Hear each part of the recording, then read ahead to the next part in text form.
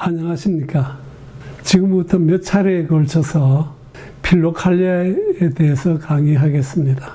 제1강은 개요로서 필로칼리아는 누구를 위한 책이며 무엇을 목적으로 구성된 책인가에 대해서 살펴보겠습니다. 신앙의 목적과 목표에 대해서 우리 신앙의 목적은 무엇인가? 필로칼리아 교부는 분명히 이 세상에서 하나님의 나라를 성취하는 데 목적을 둔다라고 했습니다. 그런데 이 목적을 이루기 위해서 우선 해야 할 목표는 깨끗한 마음입니다.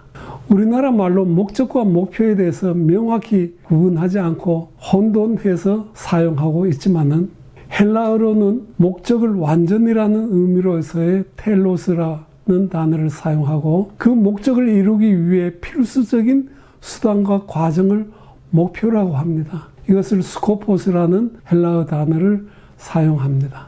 필로칼리아는 이 세상에서 깨끗한 마음으로 하나님의 나라를 구현하고자 하는 사람을 위한 영적 인도서입니다. 두 번째, 필로칼리아는 무엇을 위한 책인가? 신앙의 목적과 목표를 이루기 위해서 필로칼리아의 교부들은 이 책을 통해서 하나님 나라의 구현을 굳건히 목적에 두고 당면한 목표로서 깨끗한 마음을 형성하기 위해 첫 번째 단계로 사악한 생각들에서 마음을 지키는 정화의 길을 실천하고 두 번째 단계로 성령의 조명을 받아 정화된 지성의 눈이 열리고 세 번째 단계로 그 눈으로 하나님의 성성을 관상함으로써 하나님을 아는 지식을 얻고 신성한 성품에 참여하는 자가 되는 길을 인도하는 책입니다. 필로칼리아는 언제 누가 어디서 기록한 글인가? 필로칼리아는 4세기부터 15세기까지 정교의 전통에 속한 영적 지도자들의 글을 모은 책입니다. 이 책은 18세기에 그리스 북부에는 아토스 반도의 수사였던 성 니코데모스와 고린도의 성 마카리우스가 편집해서 1782년에 베니스에서 출판했습니다.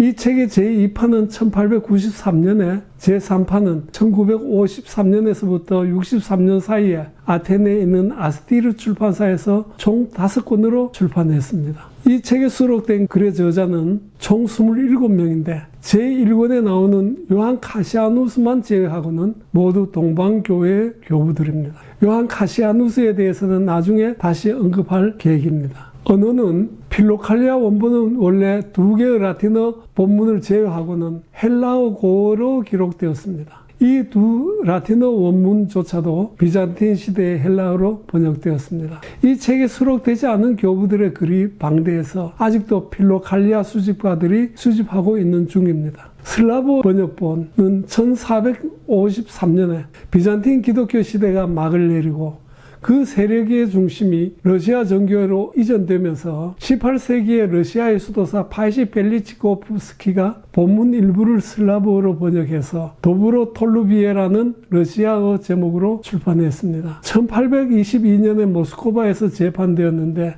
이 책이 바로 순례자의 길에서 순례자가 가지고 다녔던 바로 그 책입니다. 러시아 역본은 그 후 19세기의 러시아 정교의 영성을 이끈 2명의 거장이 있는데 이그나티안 브레안 카니노프와 은둔자 데오판이 러시아어로 번역했습니다. 이그나티 브레안 카니노프가 번역한 필로칼리아는 1857년에 출판되었습니다. 이 사람은 생전에 많은 글을 남겼는데 그중 대표작으로 아레나가 있습니다. 아레나의 한글어 역본은 은성출판사에서 나온 그리스도를 본받아 사는 생활이라는 제목으로 출판되어 있습니다.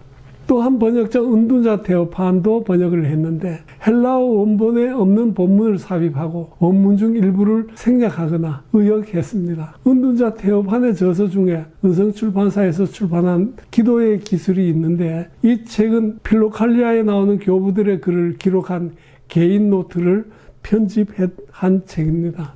한글어 역본은 240년 전, 그러니까 18세기 중반에 베니스에서 출판된 5권의 책을 영역한 것을 다시 한글로 중역한 것인데 2001년부터 8년 동안 번역했습니다. 번역할 당시 이 책에서 교부들이 구사한 단어에 맞는 개신교 전통에서 사용하는 단어를 찾지 못해서 많은 어려움을 겪어왔습니다. 초판 후 지금까지 뜻이 맞는 소수 목회자들과 함께 필로칼레아를 탐구해 오면서 새로운 깨달음을 얻을 때마다 메모해 두었다가 각 권별로 재판할 때 수정 보완하고 독자들의 이해를 돕기 위해 풋노트를 달고 있습니다. 요즘 필로칼레아의 독자가 늘고 독자층이 확장되면서 수정 보완해서 재판할 때까지 기다리기에 조바심이 나서 유튜브 강의를 시작하게 되었습니다. 물론 이 강의 내용이 부족한 부분이 없지 않을 것으로 생각됩니다. 많은 의견을 주시면 그때마다 다시 바로 잡겠습니다. 필로칼레아 본문의 구성에 관해서 4세기서부터 15세기의 방대한 교부들의 글 중에 이 책의 편집자 성 니코데무스와 성 마카리오스는 누구를 위해서 무엇을 목적으로 어떤 기준으로 선택했는지를 살펴보겠습니다. 먼저 이것을 알려면 책 제목인 필로칼레아라는 제목의 뜻을 이해할 필요가 있겠습니다. 필로칼레아란 필로와 칼레아의 두 단어의 합성입니다. 필로는 사랑이며 칼레아는 아름다움을 뜻합니다. 직역하자면 아름다움을 사랑함이라는 책 제목이 되겠습니다. 먼저 아름다운 것과 사랑이라는 단어를 이해하는 것도 중요합니다. 이 두 단어는 우리가 일상에서 사용하는 평범한 단어지만 교부들의 그 의도는 범상치 않습니다. 두 번째, 아름다움이란 무엇인가? 필로칼레아에서 사랑의 대상은 아름다움입니다. 교부들이 의도하는 바 아름다움이란 넓은 의미를 지니는데 이는 궁극의 아름다움의 실제를 말합니다. 영성 분야에서 실제와 개념은 그 의미에 있어서 매우 중요한 단어로서 강의 중에 누차 언급하겠습니다. 우선 간단히 설명하자면 개념이란 어떤 공동점을 가진 어떠한 부류를 한데 묶어서 부를 때 그것을 개념이라고 합니다. 예를 들면 사람이라는 개념은 모든 생물체 중에서 인간만이 갖는 공통점을 하나로 묶어 놓은 것을 개념입니다. 역으로 개념 중에서 어떠한 사람을 지명해서 부를 때 그 사람은 바로 그 사람은 개념이 아니고 실제인 것입니다. 이 세상에서 피조물로서 아름다운 것이 많습니다. 그러나 필로칼레아에서 말하는 바 아름다운 것이란 궁극의 아름다운 것, 아름다움의 실제를 얘기합니다. 궁극의 아름다움이란 하나님의 성품이며 그것이 하나님의 이름이 됩니다. 그러므로 필로칼레아 교부들이 말하는 아름다운 것은 바로 하나님을 지칭하는 것입니다. 하나님은 만물 안에 성성으로 계십니다. 이것을 신학적 전문 용어로 파넨테이즘, 즉 만유내재 신론이라고 부릅니다. 본질로 하나님은 한 분이시지만 그의 성성은 만물 안에서 다양하게 나타나십니다. 정리하자면 필로칼레아에서 아름다움이란 성성으로서의 하나님이십니다. 그러면 사랑이란 무슨 의미입니까? 사랑은 알다가도 모릅니다. 단순하기도 하고 복잡합니다. 모든 것을 내어주기도 하며 그 대상을 취착하기도 합니다. 사랑은 대상과 마음에 따라서 다르게 표현됩니다. 정황에 따라서도 달리 작용합니다. 그러나 여기서 사랑을 다루는 것이 아니므로 필로칼레아라는 제목 중 필로에 집중하겠습니다. 필로칼레아의 저자들은 사랑이란 궁극의 아름다우신 하나님을 향한 사랑하는 마음과 생각으로 가득 찬 상태, 참 복잡한 얘기가 되겠습니다. 그러니까 사랑의 대상에 집중한 상태를 말하는 것입니다. 이 표현은 매우 중요합니다. 여기서 사랑의 대상은 하나님 한 분입니다. 하나님 한 분만 사랑의 대상이 되기 위해서는 마음이 깨끗해져야 합니다. 사랑의 대상이 하나님과 그리고 세상이 아니고 오직 하나님만 마음과 정신 안에 있어야 한다는 뜻입니다. 성경은 이것을 두고 깨끗한 마음 또는 마태복음 6장 22절에 나오는 성한 눈, 이것을 영어로 싱글 아이라 합니다. 하나의 눈이라고 부릅니다. 필로칼레아에서는 이를 정념이 없는 마음 또는 무정념의 마음이라고 합니다. 그러니까 마태복음 5장 8절에 깨끗한 마음을 가질 때는 하나님을 보는 복을 받는다고 했습니다. 그러므로 순수한 사랑은 깨끗한 마음이며 무정령과 같은 뜻이 되겠습니다. 그러나 악한 세력이 마음이 순일하지 못하게 방해합니다. 이것을 정념이라고 합니다. 그러기 위해서 우리는 깨어 있어서 마음을 지켜야 합니다. 따라서 필로칼리아의 원 제목이 깨어있는 교부들의 필로칼리아라고 되어 있습니다. 그러면 필로칼리아는 누구를 위한 책인가? 결론적으로 필로칼리아는 하나님과 자신과 세상에 대해서 무지한 사람을 위한 책입니다. 이 책의 서두에 두 편집자는 이 책은 정화, 조명, 완전, 즉 합의를 염두에 두고 수집하고 선별하였다고 언급하고 있습니다. 다시 말해서 필로칼리아란 여전히 정화, 조명, 합의의 길을 걸어가야 하는 불완전한 사람을 위한 책이라는 뜻이 되겠습니다. 이 말은 하나님과 자신을 망각하고 하나님과 자신에 대해서 무지하고 하나님의 일에 게으른 사람을 위한 책이라는 뜻입니다. 여기서 망각, 무지, 게으름이라는 세 단어를 기억해 두시기 바랍니다. 이 셋을 우리 영혼을 대적하는 골리앗이라고 부르고 있습니다. 두 번째, 필로칼리아는 정념에 물든 정신의 소유자를 위한 책입니다. 필로칼리아의 저자들은 이 오염원을 무생물체로 보지 않고 영적인 존재, 즉 마귀로 보았습니다. 본문에서 가끔 마귀라는 단어가 나오고 마귀를 언급하고 있지만은 이것을 정념 또는 사악한 생각으로 대체해서 이해해도 무관합니다. 정념은 피조물질과 비물질의 영역에서 우리를 공격합니다. 피조물질에서 우리의 감각을, 비물질에서는 우리의 생각을 공격합니다. 우리는 어떤 대상에 만족감을 느낄 때 그것을 취하고 붙잡고 불만감을 느낄 때 그것을 증오하고 배척합니다. 이렇게 어떤 대상에 대해서 형성된 정감을 바로 정념이라고 부릅니다. 그런데 문제는 원죄로 우리의 인간은 이미 정념에 물들어 있고 그것에 영향을 받아서 악순환적으로 계속 정념을 생산하고 있습니다. 즉 사악이 중생한다라고 표현하고 있습니다. 이미 마음 안에 자리 잡은 정념, 또 매 순간 새롭게 생산되는 정념과 싸워야 합니다. 그러나 우리 인간의 능력으로는 절대 이 싸움에서 승리할 수 없습니다. 필로칼리아는 이러한 싸움을 싸워왔던 위대한 교부들의 지혜를 기록한 책입니다. 이 교부들은 승리할 때도 있고 실패할 때도 있었습니다. 그러나 하나님의 도우심과 은혜로 기어이 승리의 길을 걸었던 그 교부들이 기록한 책입니다. 그러므로 필로칼리아는 사악한 정념에 물든 사람을 위한 책입니다. 세 번째, 필로칼리아는 정념을 정화하는 영적 기술 시방서입니다. 마태복음 13장에 밭과 가라지 비유가 나옵니다. 필로칼리아의 교부들은 밭을 마음, 가라지를 악한 생각으로 해석합니다.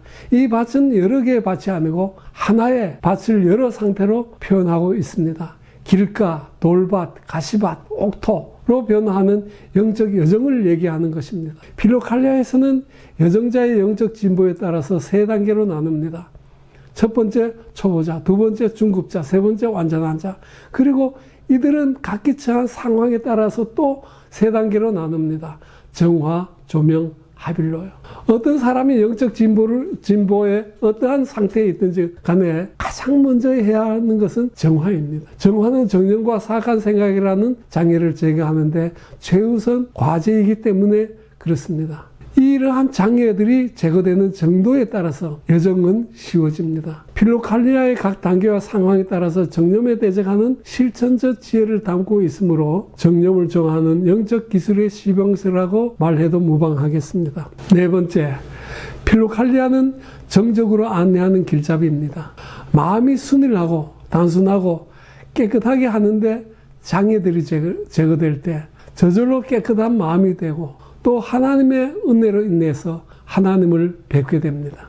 만물 안에 하나님의 성성이 가득 찬 것이 보입니다. 여기서 본다란 관상한다와 같은 뜻입니다. 이 관상 상태는 아직 불안정하여 금방 다시 되돌아갑니다. 그러나 한편 한 번 맛본 정신은 더욱 그 상태를 갈망하게 되어 목마른 사슴처럼 됩니다. 오직 하나님과 함께하고 싶은 마음은 저절로 세상을 멀리하고 하나님의 나라를 찾게 됩니다. 이제 이전에 세상에 주는 감각적 쾌락이 쓴 것이 되고 하늘나라를 위한 고통이 감노스처럼 달게 됩니다. 이제 세상의 유혹, 감각적 자극에 무덤덤하게 됩니다. 그 대신에 하나님 진리에 대해서 굉장히 민감하게 됩니다. 세상의 유혹에 마음에 흔들리지 않습니다. 이것을 정적 필로칼리아 교부들은 이것을 헤시키야라고 부릅니다. 필로칼리아는 감각적 쾌락이 흔들리지 않는 헤시키야에 이르는 길을 안내하는 책입니다. 필로칼리아는 만물 안에서 하나님의 성성을 보는 기술을 가르칩니다. 앞에서 만물 안에서 하나님의 성성을 보는 것을 관상이라고 했습니다. 그러나 관상은 일률적으로 같지 않습니다. 나중에 다시 다루겠지만 영적 진보에 따라서, 즉 마음의 청정도에 따라서 보는 결과가 다릅니다. 그 결과는 지식으로 나타납니다. 태어날 때 기질적인 지식, 공부로 얻은 지식, 이성의 능력과 사색과 묵상으로 얻은 다양한 지식 등이 있을 것입니다. 그러나 이러한 지식은 제한적이거나 바르지 못하거나 보편적이지 않을 수가 있습니다. 그래서 그것을 초월할 필요가 있습니다. 그렇다고 이러한 지식들이 필요하지 않다라는 뜻은 아닙니다. 그것을 뛰어넘어야 한다라는 뜻입니다. 깨끗한 마음으로만 세상적이고 제한적인 지식을 초월하여 만물 안에서 하나님의 성성을 볼 수가 있습니다. 필로칼리아는 이 기술을 가르치는 책입니다. 마지막 6번째, 필로칼리아는 신성한 성품에 참여하게 하는 지혜서입니다. 신성한 성품에 참여하는 자를 필로칼리아 교부들은 신화라는 단어를 사용합니다. 우리는 보통 이 단어와 버금가는 그것을 신성화 또는 성화라고 부르며 또는 교회에서 성도라고 부르는 것과 같습니다. 그러나 필로칼리아에서는 신화를 이룬 자, 즉 성도라는 단어의 근원적이며 깊은 의미를 두고 가르칩니다. 신화를 이룬 자는 하나님처럼 된다는 뜻입니다. 태초의 인간의 모습, 하나님의 형상과 모습으로 회복한 사람을 말합니다. 하나님의 형상과 모습을 하고 하나님처럼 생각하고 하나님처럼 말하고 하나님처럼 행동하고 하나님처럼 사랑하고 하나님처럼 분별합니다. 이 말에 오해가 없기를 바랍니다. 우리가 하나님이 된다라는 것은 아닙니다. 하나님의 신성한 성품을 닮은 사람으로서 하나님과 같이 생각하고 말하고 행동하고 사랑하고 분별한다라는 뜻입니다. 즉, 이 세상에서 사망의 몸 안에 하나님의 형상과 모습이 재현되는 복을 얻는 것입니다. 필로칼리아는 신화를 이루는 길을 가르치는 영적 지혜서입니다. 다음 시간에는 구체적으로 필로칼리아에서 나오는 주요한 그 개념적인 단어를 설명하면서 어떻게 목적을 이루는데 우리가 실천하면서 공부하고 배우고 그러한 과정을 설명하도록 하겠습니다. 감사합니다. 다음 시간에 뵙겠습니다.